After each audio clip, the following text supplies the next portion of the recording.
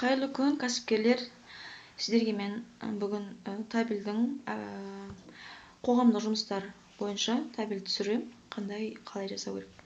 Бұны общественная работа дейді. Мына табельге кіресіз, еңбекке кіргеннен кейін осылай жазылып тұрады. Фамилия, имя, отчество, енді жазылып тұрады жұмыскеріңіздің. Мына жерде категория занятости жазылып тұрады. Сосын мына жерде количество рабочих дней в месяц деп тұрады. Мына жер ол бағана айдың бір айда қанша жұмыс күні бар ол жазылып тұрады автоматтым. Мынаны өзіңіз толтырасыз, мына астында екеуін толтырасыз. Фактически обработный дегені сіз жұмысқа алдыңыз бұл кісіні. Сол кезде қанша уақыт, айдың ортасында алсаңыз, егерде 4 күн жетпесе, онда есептейсіз. Егерде айдың басында алсаңыз, 22 күнді жазасыз, толық күнді, бір айдың толық жұмыс жасады деп. Ортасын жазсаңыз, 15 күн қалды болса, 15 күн жазасыз.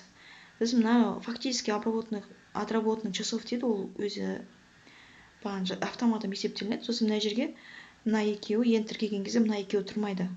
Бұны өзіңіз жазасыз, яғни 20 сандық айбын счет жазасыз. Бағана физлицо деп тұрады ғой, Каспийдегі любой банктен алсаңыз болады. Кейбір қалаларда ол Жусан банкті алыңыз деп өздері айтады, сол банктен аштырып.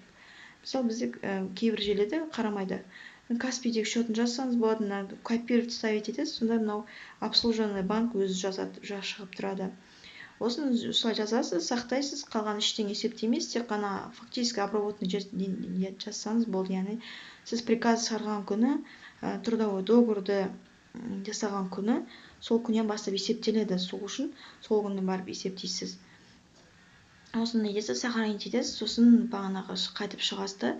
Шетінде знак тұрады, настройканың знак сияқты, соны басасыз да, и отправить деген басасыз, ИЦП ключпенен нетіп.